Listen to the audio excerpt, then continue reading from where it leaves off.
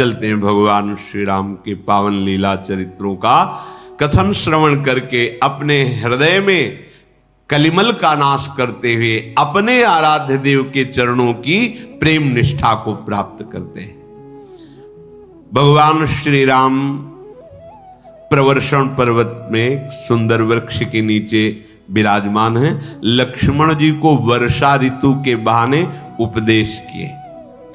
फिर कहा देखो लक्ष्मण, वर्षा बीत गई, शरद आ गया, लेकिन सुग्रीव ने आज तक कोई सूचना नहीं, कोई बातचीत नहीं, कोई खबर नहीं। पीछे क्या कह रहे थे कि घर परिवार राजकोष सब तो समझ में आ गया, भजन के बाधक है, मुझे कुछ नहीं चाहिए, बस आपके चरणों के अविरल भक्ति चाहिए। अब अगर स्वप्न में भी बाली से कभी युद्ध करूंगा तो पश्चाताप करूंगा कि बाली की जैसी कृपा कौन करेगा। बाली ने कृपा की तो मुझे आपसे मित्रता हुई। प्रभु हंस दिए थे कि ये दिखावटी वैराग्य ठीक नहीं है, अंदर से वैराग्य होना चाहिए। महाराज वर्षा ऋतु पूरी बीत गई, एक बार भी दंडवत करने सुग्रीव नहीं आए, वहीं पास में ही प्रभु रह रहे। ये भगवान की विचित्र माया है। अगर सीता की खबर मिल जाए तो काल को भी परास्त करके मैं सीता को समीप लाऊं। लक्ष्मण, सुग्रीव ने मेरी सुधि भूल ली। भगवान कह रहे सुग्रीव सुधि मोर बिसारी, पावा राजकोषपुर नारी। अब सब सुख सांसारिक मिल गए तो भूल गए राम जी को। ये है माया, ये माया, ये ऐसा है इसका प्रभाव। अतिशय प्रबल देव तो माया, बहुत प्रबल माया है। पास में भगवान है, अग्नि को साक्षी करके मित्रता की थी।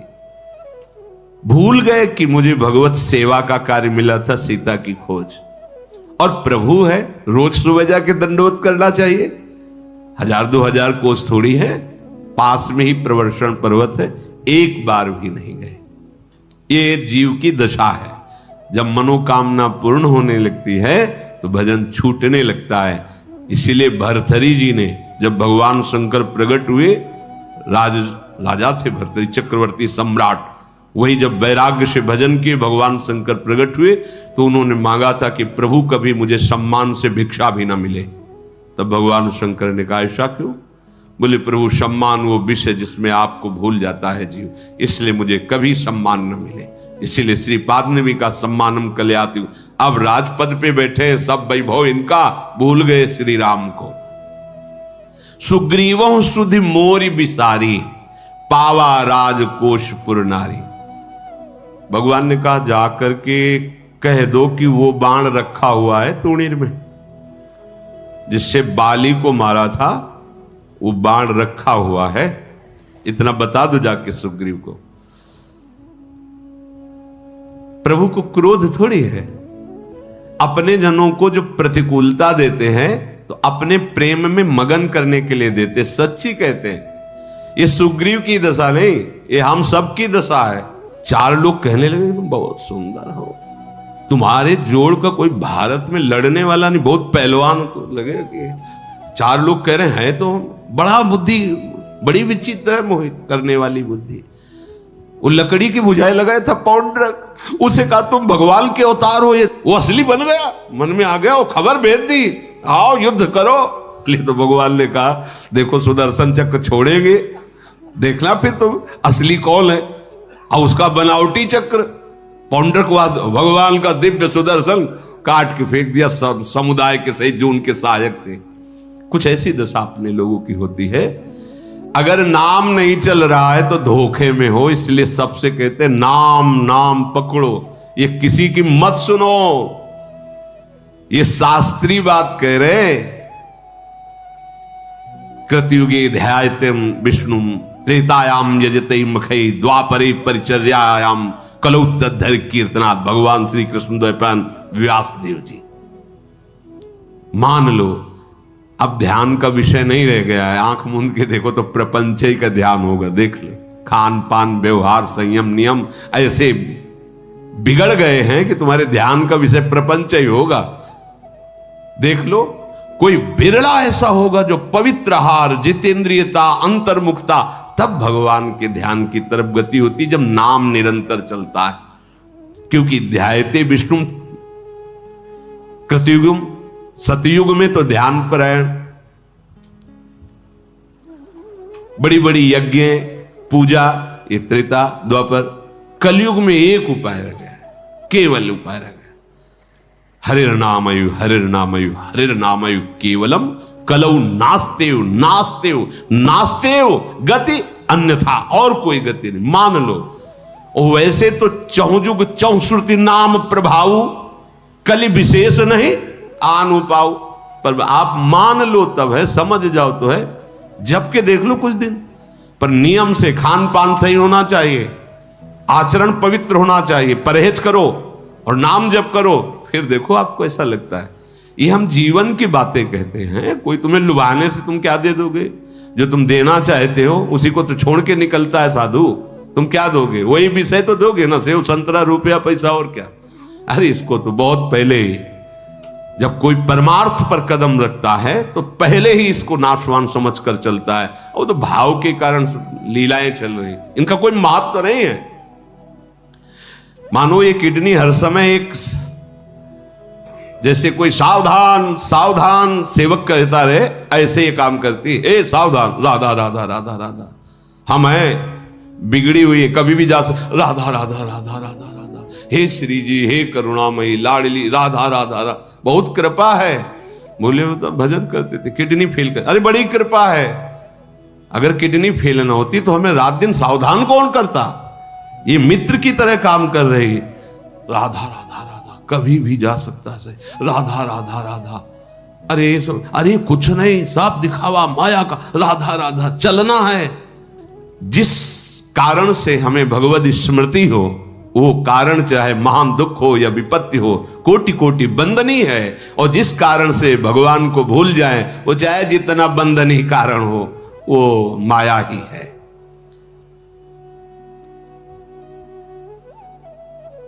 लक्ष्मण जी ने कहा, प्रभु अभी गया और अभी समझाया सुग्रीव को।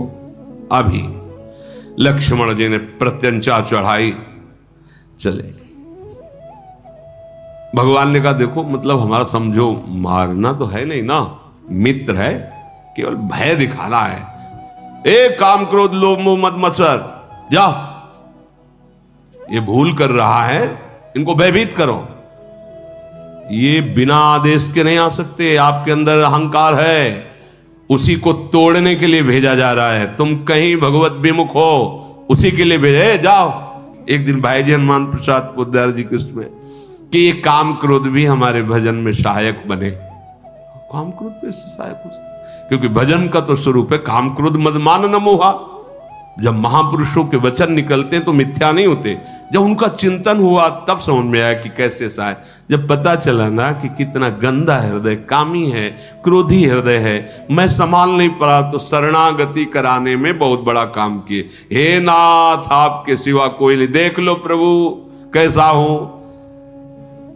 जिनने हमें शरीर देकर परमार्थ पथ दिया, जिन मुख को तन दियो ताको न भजन कियो, ऐसो नोन हरामी मौसम कौन कुटिल कल कामी। ए शरणागत वत्स, आया ना, गले लगो।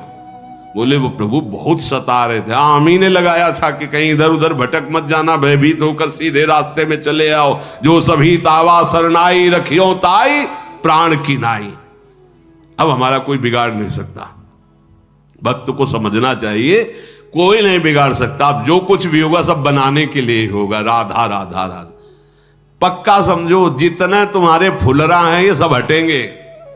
एक बार तुम्हें रो के पुकारना होगा, रुदुश्वरम राजन कृष्ण दर्शन लालसा। कोई प्रभु, हनुमान जी महाराज प्रभु से कह रहे कि आपकी शपथ खा के कहता हूं साधन भजन कुछ बस इतना, जैसे बच्चा मां के भरोसे ऐसे मैं आपके भरोसे। ये स्थिति आत्मसमर्पण की होती है। अजात पक्षायु मातरम खगा, जैसे घोंसले पे पंख नहीं निकला और बच्चा अपनी मां की बाट जोहता रहता है, ऐसे भक्त केवल प्रभु की कृपा की बाट जोहता रहता है। इससे बड़ा और भजन होगा? हनुमान जी परम ज्ञानी नाम अग्रगण्यम, सुग्रीव जी से कहा तुम्हें होश है? पूरा चतुर्मास व्यतीत हो गया, प्रभु की सेवा का कोई ध्यान ही आपको नहीं। अरे समझो बहुत बड़ी गलती हो गई। हम बाट जो रहे थे कि आप खुद आदेश करोगे, आप जल्दी करो, कोई ना कोई उपाय करो जिससे आपने जो वादा किया था सिया की खोज का, उस पे आप कुछ तो प्रार्थना कर सको। भयभीत हो गए सुग्रीव जी। तभी भक्त के वचन जो है, ये कोई शाप नहीं होता, ये उस दुष्ट मन के लिए दंड होता है। अगर थोड़ी भी श्रद्धा है, यार मतलब ये कह रहे हैं मतलब भोगना पड़ेगा, अब क्या करूं, तो कैसे आप चाहे दंड दो चाहे क्या करो, राधा राधा जपो, ठीक से चलो। हाँ जी ठीक से चलो, कुछ नहीं, आगे बढ़ो आगे बढ़ो। हनुमान जी महाराज, आप भगवत सेवा छोड़कर विषय सेवन में, पता है आपने क्या कहा था प्रभु से? भयभीत हो गए। सुग्रीव को ज्ञान, अरे ये तो बहुत अपराध बन गया, एक बार प्रभु से मिलने नहीं गया, कोई प्रभु की सेवा की भावना नहीं की, ये तो अब क्या कर सकते? बोले तुरंत बुलाओ बड़े बड़े यूथों को और भेज दो और फिर प्रभु के पास चलो। हनुमान जी पहले जब प्रभु कहे मैं तो कह दो भेज चुके हैं, वानर सेना गई है खोज करने के लिए। हनुमान जी की बात सुनकर सुग्रीव को भय लगा, तत्काल बड़े बड़े वानर युद्धपतियों को बुलाया, वो सब आए, चरण नवाए, कहा चारों तरफ सीता जी की खोज। इतने में धनुष के टंकार हुए। लखनलाल जी नगर में जो निजी सेवक जन थे भागते हुए आए, बोले गोरे राजकुमार बहुत क्रोधित हैं और धनुष के टंकार। अब तो सुग्रीव के पसीना छूट गया, क्योंकि जान रहे थे कि कोई कम नहीं है, बड़े और छोटे बराबर ही हैं। अब एक ने बाली को मारा, दूसरा सुग्रीव को मार देगा पक्का, क्योंकि लखनलाल तो बहुत क्रोधी स्वभाव के है ये। अब क्या करें? हनुमान जी से कहा तुम ही बचा सकते हो, हनुमान कोई उपाय करो। मतलब लखनलाल आ चुके हैं और बस उसमें क्या टंकार कर दी, मतलब अब चाप केवल चढ़ाने की बात है। सावधान, पूरे किष्किंधा नगर को अग्निबाण से अभी भस्म कर दूंगा, लक्ष्मण जी ने कहा। हाहाकार मच गया। अब क्या करे? सुग्रीव ने इशारा किया अंगद जी को, तुम दौड़ के जाओ, पैर पकड़ो, थोड़ा नरम होंगे फिर हम आ जाएंगे। ऐसे सामने जाने की हिम्मत नहीं पड़ी। अंगद जी ने जाके लक्ष्मण जी के चरण पकड़ लिए और कहा क्षमा कीजिए, त्रुटि हो गई है। लक्ष्मण जी ने भुजा पकड़ उठा और हृदय से लगाया, तुम तो भयभीत मत हो। सुग्रीव ने जब सूचना पाई कि थोड़ा तो क्रोध शांत जैसा नजर आ रहा है, क्योंकि अंगद जी को हृदय से लगा लिया है, तो कहा सुनो हनुमान जी, तुम तारा को लेकर के जाओ और आप और तारा देखो, अगर लक्ष्मण जी का क्रोध और शांत हो रहा है फिर हम चलेंगे, सीधे सामने नहीं जाएंगे, ऐसा ही ना हो कि लियो आ गए सामने। अब हनुमान जी तारा सहित गए, लक्ष्मण जी के चरणों को पकड़ा, वंदना की और भगवान के यश कहा कि कितने कृपालु भगवान, करुण। लक्ष्मण जी का हृदय थोड़ा शीतल हुआ स्वामी की चर्चा सुन के। समझ रहे हो, अगर कोई भक्त नाराज हो तो उसको प्रसन्न करने का उपाय है उसके स्वामी की चर्चा करने लगो, है आराध्य देव का जस सुनाने लगो। हनुमान जी जाकर भगवान श्री राम का रस यश गायन किए, तारा जी चरण, लक्ष्मण जी प्रसन्न मुद्रा में हुए।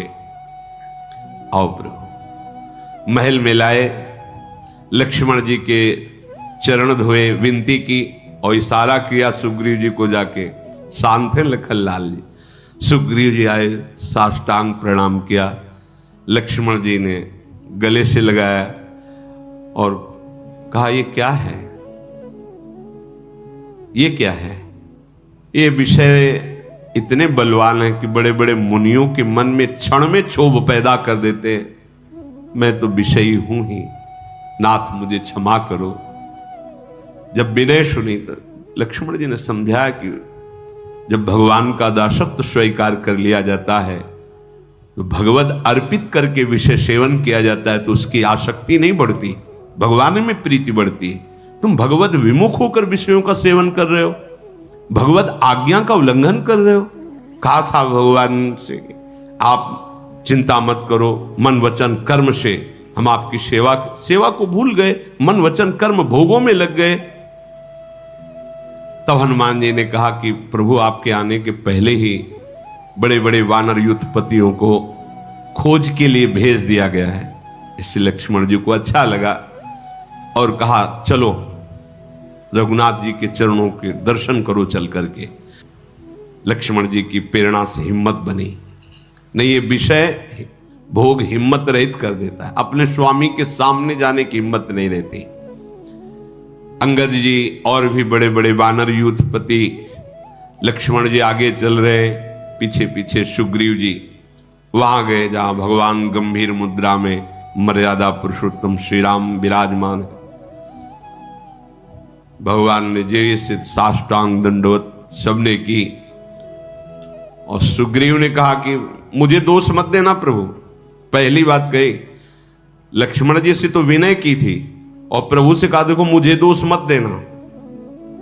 प्रभु ने जब देखा, हे प्रभु मुझे दोषी मत ठहराना कि मैं चतुर्मास में एक बार भी प्रणाम करने नहीं आया।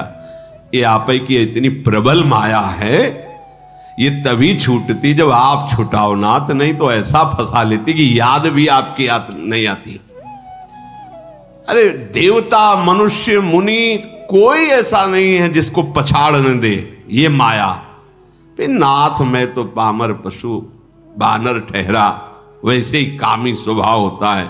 अगर मैं आपको भूल गया तो कौन आश्चर्य की बात, क्योंकि आपकी माया ही इतनी प्रबल है। प्रभु काम से जिसका हृदय बेधा न गया हो, नयन नारी, ये नेत्र रूपी बाण जिसके हृदय में चुभे न हो, क्रोध रूपी अंधेरे में जो भूल गया, बड़ा मुश्किल है निकल पाना। कठोर शब्द हिंसा आदि दोष आ जाते हैं।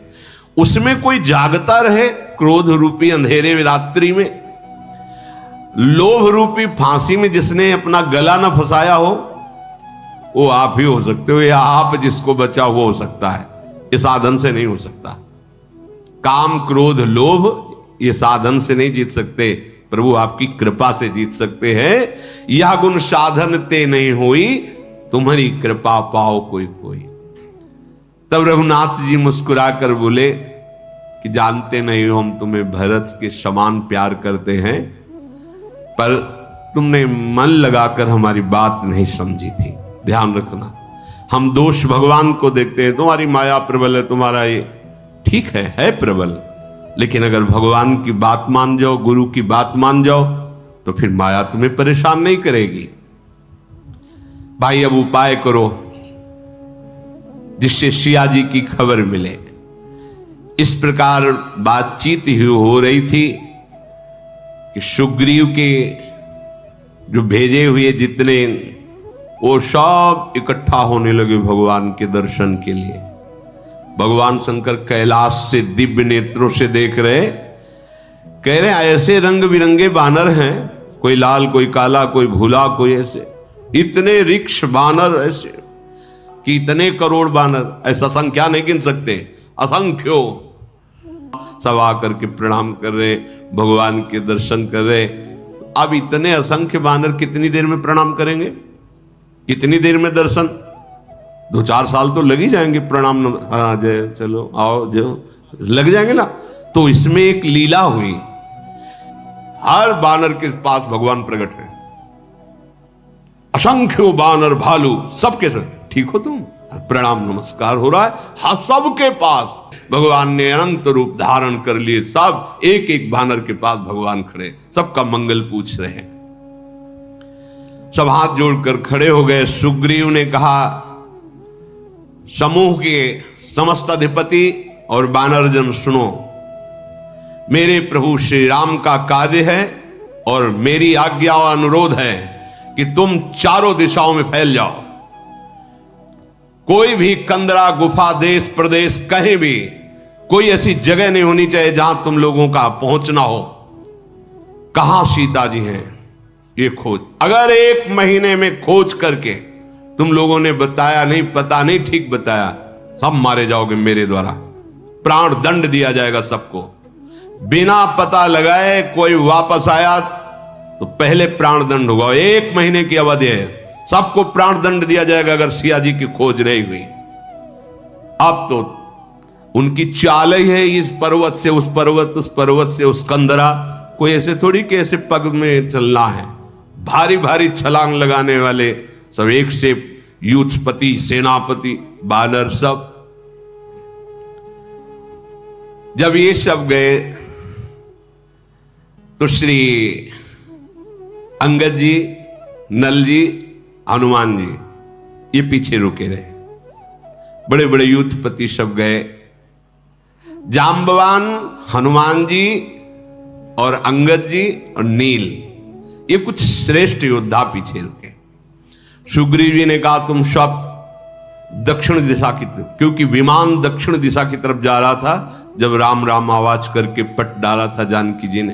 तुम प्रधान बहुत बुद्धिमान और बलवान हो, तुम एक साथ दक्षिण दिशा की तरफ यात्रा करो और पूरे दक्षिण दिशा को छान मारो, सिया जी कहां हैं।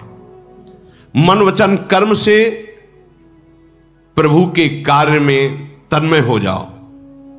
मन क्रम वचन सो जतन विचारे हो, रामचंद्र कर काज संवारे। यही जीवन का लक्ष्य है। मन वचन कर्म से हमारी वही चेष्टा हो जिससे हमारे प्रभु प्रसन्न हो। क्योंकि भानुपीठ से ही उरागी, स्वामी सर्वभाव छल त्यागी। सूर्य को पीठ से सेकना चाहिए, अग्नि को सामने से, पर स्वामी को तो सर्वभाव से रिझाना चाहिए। यदि ममता और आसक्ति का त्याग करके मन वचन कर्म से भगवान का सेवन किया जाए तो भगवान के दिव्य धाम की प्राप्ति निश्चित होती है। और देह धरे कर यह फल भाई, यही शरीर धारण करने का फल है कि मन वचन कर्म से भगवान का सेवन, भजन और उन्हीं की आज्ञा में रहा जाए। वही सबसे बड़ा ज्ञानी है, वही सद्गुणी है, वही ज्ञानी है, वही बड़भागी है जो भगवान के चरणों का प्रेमी है। सबने प्रणाम किया और भगवान का स्मरण करते हुए चल पड़े। सबसे पीछे पवन पुत्र हनुमान भगवान को प्रणाम किया। हनुमान जी को नजदीक बुलाया और सर पर हाथ फेरते हुए भगवान श्री राम ने अपनी मुद्रिका उतारी और चुपचाप हनुमान जी को दी और कहा समझा देना जानकी जी को। क्या हमारे हृदय में प्रेम है हनुमान, तुम जान रहे हो, जानकी जी को बताना। वो निराश ना हो, मेरे बल का स्मरण कराना। हनुमान जी तो कृतकृत्य हो रहे कि प्रभु ने इतना अपना समझा। मुद्रिका दी और कहा तुम हमारे प्रेम को जानते हो, जानकी जी को समझा देना, और हमारे बल को जानते हो, बता देना उनको कि वो निर्भय रहें। प्रभु समस्त देवताओं की रक्षा करने वाले, भक्तों की रक्षा करने वाले सर्वज्ञ हैं, पर वो जानते हैं कहां क्या है। पर लीला के लिए इसीलिए खोज प्रारंभ। बानर जितने भी हैं, वन में, नदी में, तालाब, पर्वत, कंदराओं में, सब सियाजू की खोज कर रहे, शरीर का भान विस्मरण किए हुए भगवत कार्य में लगे हुए। यदि घूमते फिरते कहीं कोई निशाचर दिखाई पड़ता तो उठा के पटक देते, उसको एक ही पटक में मार डालते, पूंछ में लपेट के। मान लो कोई पर्वत पे खड़ा है निशाचर, एक छलांग लगाए, ऊपर चढ़े, कांधे में बैठे, गिराया और नीचे तक उसके साथ है, उसने दम निकल गई, फिर छलांग मारा, ऊपर चले गए। उनको किसी अस्त्र शस्त्र की जरूरत नहीं थी, महान बलशाली। और कोई मुनि मिल जाता तो सब बानर घेर के खड़े होते, प्रणाम करते, सीता जी को देखा है क्या? वो कहते नहीं देखा। तो फिर देखा क्या? चल दे फिर चल देते। अब इतना खोजते खोजते इतनी प्यास लगी कि सबको लगा प्राण निकल जाएंगे, छलांग लगाना और सब ऐसा। अब जल तो कहीं दिखाई नहीं दे रहा। इतने में से हनुमान जी महाराज पहुंचे तो कहा बानर युद्धपतियों ने कि अगर हम सब बानर जनों को जल नहीं मिला तो प्राण निकल जाएंगे और 1 महीने की अवधि है। तो हनुमान जी ने कहा नहीं नहीं, अभी मैं पता लगाता हूं। छलांग लगाई, पर्वत की ऊंची चोटी पर चढ़े तो देखा कि वहां कुछ चकवे, बगुले, हंस, इनकी आवाज आ रही, पक्षी उड़कर उधर जा रहे हैं।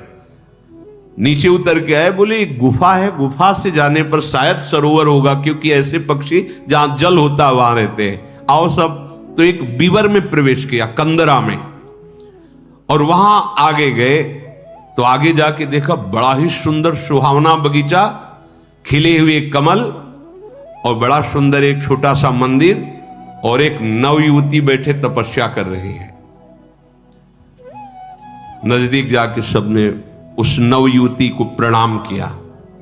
कौन हो आप लोग? हम सब भगवान का कार्य सिया जी की खोज के लिए निकले। पूरी सब बात बताई।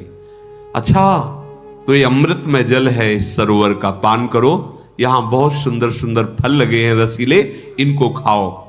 सब इस सरोवर में स्नान करो, अभी थकावट मिट जाएगी, सबके हृदय में शीतलता पहुंचेगी। भजन का प्रताप। सबने सुंदर सुंदर फल खाए, जल पिए, स्नान आदि किया। और उसने कहा, अच्छा तो प्रभु समीप आ चुके हैं, मैं उन्हीं के लिए तप कर रही थी, मैं प्रभु श्री राम के लिए ही तप कर रही थी, एकांत सेवन। अब मैं प्रभु के चरणों का साक्षात दर्शन करूंगी। तुम लोग अब चढ़ना उतरना नहीं, आंख मूंदो, मैं अभी तपोबल से आपको यहां से बाहर कर दूंगी। आंख मूंदो, मैं तुम्हें पहुंचा देती हूं अभी समुद्र के तट पर, और सिया की खोज मिलेगी, तुम निश्चिंत हो जाओ। सबने आंख मूंदी, देखा सामने समुद्र, पहाड़ और कंदरा सब, ये तपोबल, भजन का बल। फिर वो स्वयं गई जहां भगवान श्री राम विराजमान थे, दर्शन किया, प्रभु के चरणों में प्रणाम किया, विनय किया। प्रभु ने अचल भक्ति का वरदान दिया। प्रभु की आज्ञा सिर पर धारण करके वो बद्रिकाश्रम को चली गई। कौन थी यहां, सब वर्णन नहीं किया। कोई 9 तपस्विनी थी। जैसे भागवत में आता है, उसमें टिप्पणी पे भाई जी ने लिखा कि एक बार कई मुनियों ने देखा कि एक नवयुवती तपस्या कर रही, तो पूछा आप कौन है? तो उनका मैं ब्रह्म विद्या हूं। क्यों तपस्या कर रही हो? बोले नंद नंदन को पतिकांत रूप में प्राप्त करने के लिए कर रही। तो इसमें तो संबोधन किया नहीं कि कौन सी तपस्विनी थी, पर कोई नवयुवती तपस्विनी भगवान के रिझाने के लिए तप कर रही थी, और पूर्ण हुआ तप, और भगवान का साक्षात दर्शन हुआ। तो शेष जीवन बद्रिकाश्रम, बद्रीवन में व्यतीत किया। इधर वानरगण विचार कर रहे हैं कि समय तो बीतता जा रहा है, कुछ पता नहीं है कि कहां सियाजू हैं। अगर सियाजू की खबर नहीं मिली, लौट के गए तो मारे जाएंगे। अंगद ने रो कर कहा, हमारी मृत्यु तो पहले ही हो गई होती, अगर राम जी कृपा करके रक्षा ना करते तो सुग्रीव जी ने भाई को मरवा दिया था, मेरे को भी वो मार डालता। मेरा तो मरना ही है, अगर खबर नहीं मिली तो फिर भी मार दिया जाऊंगा। अंगद बार बार सबसे कह रहे हैं कि अब तो मेरा मरण निश्चित है, मैं जान गया हूं। अंगद के वचन सुनकर जो बानर सेनापति बड़े दुखी हो रहे, कोई रोने लगे, कोई सोच में मगन हो गए। फिर सब कहने लगे कि नहीं युवराज, तुम इतना उदास मत हो, अगर सिया जी नहीं मिलती तो हम लोग जाएंगे ही नहीं, वहां जाएंगे ही नहीं, तो मृत्यु क्यों मारेंगे वो। ऐसा कहकर जो लवण सागर है उसके समीप सब जाकर बैठ गए। जाम्बवान भगवान की कृपा की कथाएं सुनाने लगे कि भगवान बड़े कृपा निधान हैं, ये सगुण ब्रह्म है, निर्गुण ब्रह्म है, अजय हैं, अजन्मा हैं, हम सब उनके दास हैं, तो ऐसा मंगल तो नहीं होगा। जामवंत जी कह रहे हैं, देखो जिन भगवान का हमें सानिध्य मिला है, बोले ऐसा सुख है इनकी सेवकाई में कि मोक्ष की भी त्याग की भावना प्रकट हो जाती। भगवान कृपा करके संत धर्म आदि के लिए करुणा करके इस रूप में मृत्यु लोक में प्रकट हुए हैं। बड़ी सुंदर चर्चा करके जो शोक हो रहा था उसको जामवंत जी ने शमन किया। संपाति कंदरा में बैठा हुआ सुन रहा था, उसने झांक करके देखा, गर्दन निकाल के कि बड़े बड़े बानर उत्पत्ति, बहुत दिन से भूखा बैठा था, भगवान ने घर में आहार भेज दिया, आज इन सबको खा हमारी भूख मिटेगी, सबको खा के। हनुमान जी भी, अंगद जी, सब नल नील जामवंत बड़े बड़े, भोजन के बिना हमारी भूख कितना व्याकुल कर रही थी, भगवान बड़े कृपाल हो। गीध के वचन सुनते ही बोले सुग्रीव तो पीछे मारेंगे तो अभी खा जाएगा, ये कौन है ये जो आवाज इतनी गर्जना कर रहा है, मरना ही हमें लगता है सबको, क्योंकि सिया की खोज न मिली तो सुग्रीव में, अभी तो वहां लौटने की बात थी कि लौटेंगे नहीं, ये तो यहीं खाने की बात कह रहे। इतने में देखा भयंकर पर्वताकार धीरे धीरे चलते हुए संपाति जी आ रहे। जाम्बवन, अंगद ये सब सावधान हो गए, लगा कि है तो गीध ही पर इतना भयानक। तो उनका धन्य है, जटायु धन्य है जो भगवान की सेवा में अपने शरीर को छोड़कर परम धाम को गए। ये सुनते ही संपाति जटायु ने शरीर छोड़ दिया। हाँ, सिया जी का अपहरण करके कोई ले जा रहा था, उसके युद्ध में उनके पंख काट दिए गए और वो भगवान के कर कमल में अपने शरीर को त्यागा। बड़ा सुख मिला, भगवान के कर कमल में त्यागा। हाँ, अरे वो हमारा भाई था, डरो मत, अब मत डरो, अब मत डरो। अभय वचन दिया और कहा जटायु हमारा बहुत प्यारा भाई था, भगवान की कृपा प्राप्त हुई उसे, मुझे बड़ा सुख प्राप्त हुआ। चलो पहले हमको समुद्र के किनारे तक पहले जलांजलि हम अर्पित कर दें जटायु की। सीता की खोज की चिंता मत करो। श्राद्ध क्रिया की, जल अर्पित किया और संपाति ने कहा कि हम बड़े वीर थे दोनों भाई, हमारे तेज को जल्दी कोई सह नहीं सकता, हमारे वार को, प्रहार को। जटायु संपाति हम दोनों भाई थे। एक दिन ऐसे ही होड़ लगी कि कौन आकाश में ज्यादा उड़ेगा, चलो सूर्य को भी पार करते हैं। तो मैं तो अभिमानी था, जटायु बुद्धिमान था।